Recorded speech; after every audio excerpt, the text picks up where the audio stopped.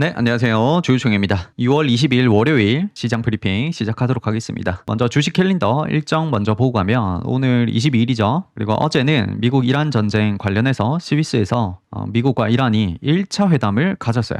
꽤 긍정적으로 끝났죠. 꽤 긍정적으로 끝나고 오늘부터는 이제 실무 회담에 바로 들어간다고 합니다. 그래서 지금 이 종전을 위한 합의 관련해서 조금 속도가 나고 있는 모습이죠. 이제는. 그래서 긍정적인 결과가 나오기를 좀 기대를 해보겠습니다. 그리고 이번 주에는 2개 정도 굉장히 중요한 게 남아있죠. 첫 번째는 목요일 새벽 한 5시쯤에 마이크론 실적 발표를 우리가 확인을 할 수 있습니다. 지금 이게 마이크론 차트인데 마이크론도 되게 많이 올라왔죠. 지금 올해 들어서 벌써 1월부터 여기가 1월인데 1월부터 엄청 급등을 많이 했죠. 거의 뭐 3배, 4배 정도 올라가 버리는 그런 상황이었는데 이 마이크론 실적 발표에서 우리가 중요하게 생각해야 될 거는 실제 실적이 컨센에서 상회를 할 것 같냐라고 봤을 때는 일단 대부분 상회를 할 것 같다라고 예측을 하고 있죠. 그래서 상회를 할 것이냐 말 것이냐가 별로 그렇게 중요하진 않고 가이던스가 중요할 것 같아요. 가이던스는 말 그대로 앞으로 이렇게 될 것이다가 이제 더 중요하다는 거죠. 앞으로 27년에 메모리 반도체 쇼티지가 계속 될 것이다라고 강력하게 발표를 하면 주가가 더 올라가는 거고 27년부터는 메모리 쇼티지가 좀 해소될 것이다라고 하면 좀 주가가 내려오겠죠. 그래서 지금 당장의 어떤 실적보다는 가이던스에 따라서 좀 올라갈 것이냐 내려갈 것이냐가 결정이 될 것 같아요. 이 마이크론 가이던스에 따라서 우리나라 반도체 관련주들도 영향을 좀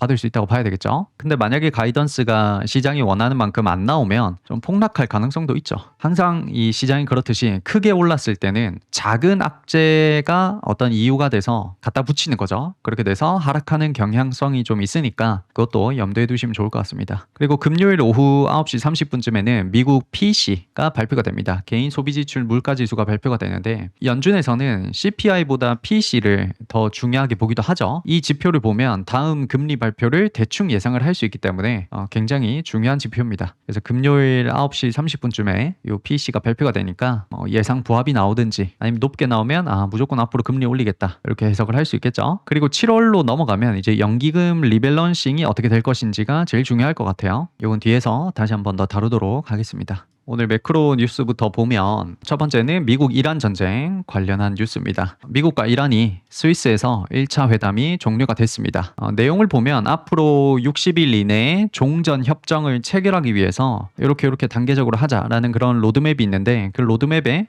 미국과 이란 둘 다 일단 합의를 했다고 하고 그 다음에 호르무즈 관련이나 레바논을 어떻게 관리할 것인가에 대해서 관리 체계를 좀 세우자라는 것에 대해서 합의를 하고 또 갈등 완화 기구를 설치를 하겠다라고 발표를 했습니다. 그리고 이란 측에서 이제 석유 수출 허가를 해달라 MOU에 써 있었죠. 그거를 해달라라고 하고 동결 자금을 해제를 좀 해달라라고 얘기가 나왔다고 하네요. 이란 측에서는 그게 제일 중요했겠죠. 빨리 석유 수출을 해야 되고 자금 빨리 풀어라라고 요청을 했는데 그리고 나서 오늘 바로 뉴스가 떴습니다. 미국이 호르무즈 봉쇄를 이제 해제함으로써 원유 수출이 재개됐다라고 공식 발표가 나고 이제 며칠 사이에 한 달치 수출량의 한 50%가 벌써 선적 완료가 됐다라고 지금 떴습니다. 지금 호르무즈 해협에서 뭔가 원활하게 수출이 이제부터 잘 될 것 같은 느낌이 좀 들죠. 일단은 이 정도 상황이다. 좀 긍정적으로 흘러가고 있다 정도로 보시면 될 것 같아요. 다음은 국내 뉴스로 넘어가면 이제 금융 당국이 코스피 쏠림 문제에 대해서 이제 얘기를 정확하게 하기 시작했습니다. 제목을 한번 읽어보면 금감원에서 삼전 닉스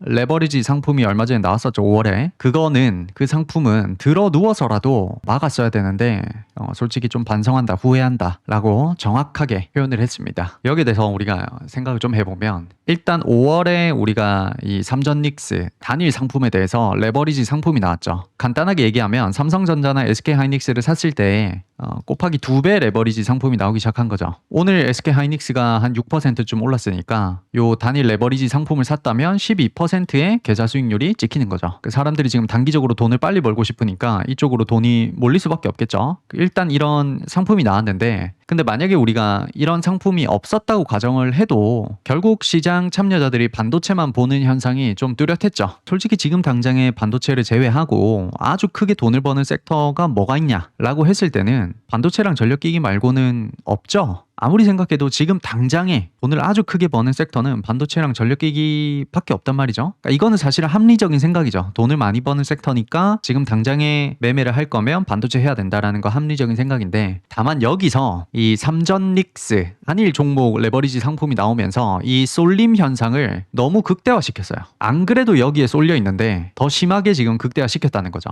그래서 지금 금감원장이 이 부분에 있어서 반성한다라고 표현을 한 겁니다. 그래서 이 ETF를 지금 와서 뭐 갑자기 중지시키거나 하지 않을 거라면 지금 이 하이닉스 쏠림 현상은 어느 정도 지속될 가능성이 있고, 이 현상이 끝나려면 우리가 알지 못하는 시장 외부적인 사건이나 또는 내부적인 사건으로 인해서 급락이 크게 한번 나와야 돼요. 지금으로서 우리가 예측 가능한 사건들은 뭐 외부 사건으로 치면 중동 전쟁 지금 합의가 들어가고 있는데, 그 부분에서 갑자기 또 문제가 생겨서 뭐 미국과 이란이 합의 안 하겠다 뭐 이렇게 공식 발표를 해버린다든지 그런 거고, 내부적인 걸로 보자면 반도체 관련 기업들의 2분기 실적 발표가 이제 앞으로 있죠. 그때 이제 컨센 하회라든지 또는 컨센에 부합을 했는데도 뭐 선반영 어쩌고 저쩌고 하면서 급락하는 정도의 문제가 생기지 않을까, 그렇게 예상을 할 수 있죠. 근데 아무래도 반도체 쪽으로는 컨센 하회를 할 가능성은 낮죠. 그래서 가능성이 높은 쪽으로 생각을 해보면 선반영 이슈로 급락하는 게 가장 합리적이지 않을까라고 보여집니다. 항상 시장은 많이 올랐을 때는 하락할 만한 이유들을 갖다 붙여서 막 큰 급락을 만들어내기 때문에 그런 부분에서 좀 급락이 나오지 않을까, 이렇게 볼 수 있죠.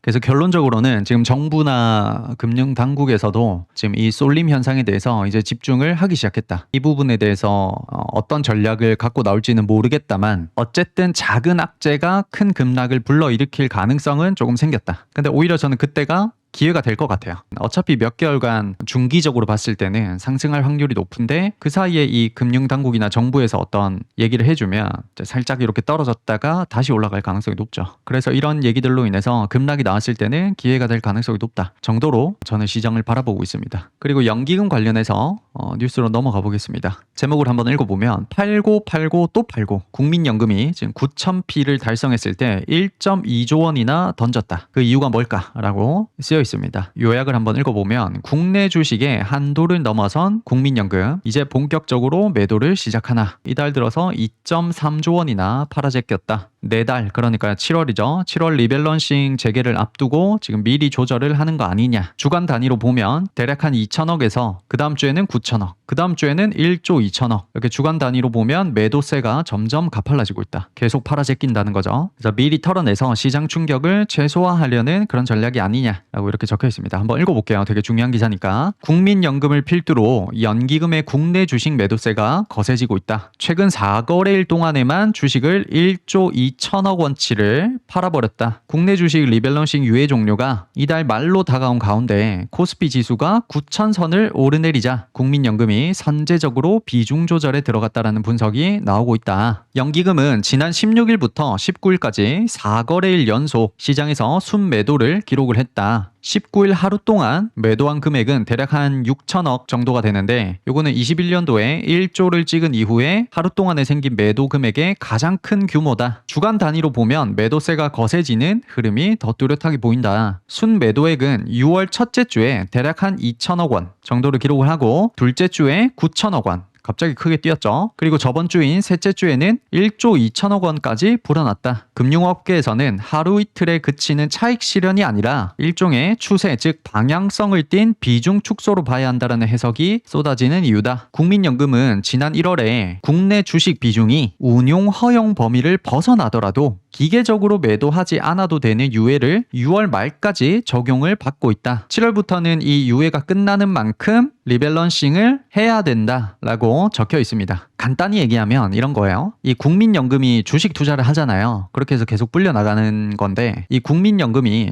국내 주식을 가지고 있을 수 있는 비중이 원래 정해져 있어요. 이렇게 20% 이렇게. 그러니까 국민연금이 총 100억이라고 치면 20억 정도만 국내 주식을 가질 수가 있어요. 나머지 80억은 뭐 다른 데 투자를 해야 되는 거죠. 근데 지금 우리나라 장이 너무 잘 나가잖아요. 그거를 감안해서 요번 1월에 28%까지 가질 수 있다라고 허용치를 한번 크게 올려줬어요. 그럼에도 불구하고 지금 대략 한 30%까지 비중이 차버렸어요. 그러니까 28%까지 허용을 해줬는데 30%까지 이 한계치를 넘어버렸기 때문에 당연히 매도를 해야 되죠. 그거를 리밸런싱이라고 하는 건데 그 리밸런싱을 6월 말까지 기계적으로 하지 않아도 된다라고 일단 유예를 시켜줬어요. 우리나라 증시를 좀 더 성장시키기 위해서 이런 규칙을 한시적으로 만들어준 거죠. 근데 이게 6월 말에 끝난다라는 건 7월부터는 이제는 기계적으로 팔아야 된다라는 거예요. 어쨌든 28%까지가 허용 범위였는데 이거를 지금 넘겨버렸기 때문에 그러면 7월부터는 국민연금이 무조건 팔아야 된다라는 결론에 도달하잖아요. 이거를 한 번 더 유예시켜줄지 말지는 모르지만 유예 쪽으로는 안 보고 있는 것 같아요. 시장은. 유예는 안 하고 무조건 이제는 7월부터는 이 리밸런싱 하게 될 것이다 라고 보는 거죠. 그래서 결론만 내리면 아주 쉽게 얘기하면 국민연금이 국내 주식을 가질 수 있는 그 비중을 넘어버렸기 때문에 어쩔 수 없이 이제는 매도를 해야 되는 그 상황이 와버렸다 정도만 기억하셔도 돼요. 그래서 계속 읽어볼게요. 국내 주식의 실질 허용 상단은 종전 한 20%에서 지금 28%까지 높아졌다. 하지만 국민연금의 국내 주식 비중이 이미 30%에 근접을 해서 실질 허용 상단을 넘은 것으로 지금 보고 있다. 그래서 코스피 지수가 현 수준을 유지하거나 추가로 상승하게 되면 국내 주식 매도는 불가피하다. 무조건 팔아야 된다라는 거죠. 다만 국민연금이 한 번에 이거를 쏟아낼지는 불확실하다. 지난달에는 하루에 처리할 수 있는 최대 리밸런싱 규모를 줄였다. 그러니까 한 번에 쏟아내지 않기 위해서 어떤 조치를 했다는 거죠. 그래서 기존보다 긴 시간에 걸쳐서 매도 물량을 나눠서 처리할 수 있도록 운용 방식에 있어서 유연하게 좀 규칙을 정한 것으로 알려졌다. 그래서 국내 주식 비중이 허용 상단을 넘더라도 시장 충격을 최소화하면서 단계적으로 비중을 낮추겠다라는 취지를 가지고 있다. 이렇게 써 있습니다. 결국 정리하면 이거죠. 국민연금에서는 일단 국내 주식 허용 범위를 넘었고 이제는 강제적으로 매도를 해야 되는 상황은 무조건 맞다. 여기에서 이제 처리 방식이 중요한 거죠. 한 번에 매물을 막 쏟아내서 코스피가 급락을 빡빡빡 할 것인가 아니면 조금씩 야금 팔면서 시장 충격을 좀 완화할 것인가에 대한 부분인 것 같아요. 그거를 한 번에 쏟아내지 않는다면 우리 생각보다 좀 시장 충격이 좀 덜 할 수 있겠다 정도로 결론을 내릴 수가 있을 것 같아요. 그러면 이 국민연금이 팔면 시장이 어떻게 될 것인가를 우리가 예측을 해야 되는데 솔직히 모르죠. 솔직히 알 수가 없습니다. 이 국민연금이 매도를 할 때 개인들의 광기로 인해서 이 폭탄 매물을 개인들이 다 받아준다고 생각하면 SK하이닉스 여기서 더 올라가는 거예요. 계속. 국민연금은 계속 파는데 개인들이 계속 올린다고 생각해보세요. 그럴 수도 있잖아요. 지금 시장이 정상이 아니니까 사람들이 진짜 미쳤다 생각하고 이런 상황이 나올 수도 있죠. 아니면 우리가 생각하는 정상적인 그 루트로 간다면 국민연금이 파니까 코스피가 좀 내려오네? 이렇게 생각을 할 수도 있죠. 이 둘 중에 뭐가 될지 솔직히 몰라요. 실제로 국민연금이 이 폭탄 매물을 내놨을 때 개인들이 어떻게 움직일 것이냐에 따라서 좀 결정이 되겠죠. 그래서 그때그때 대응을 해야 되지 이 국민연금이 팔아도 개인 때문에 올라갈 것이다 아니면 국민연금이 폭탄 매물 내놓으면 내려갈 것이다 해서 먼저 뭔가를 액션을 취하려면 그건 그냥 개인의 자유이고 선택일 뿐인 거죠. 그래서 어디로 시장이 흘러갈지는 솔직히 지금 이 시장에서 예측하기가 너무 힘들다. 개인들이 어떻게 나올지 모르기 때문에. 그래서 어쨌든 이런 일이 지금 벌어지고 있다는 것만 체크를 하고 넘어가겠습니다. 다음으로 급등주 오마카세로 넘어가면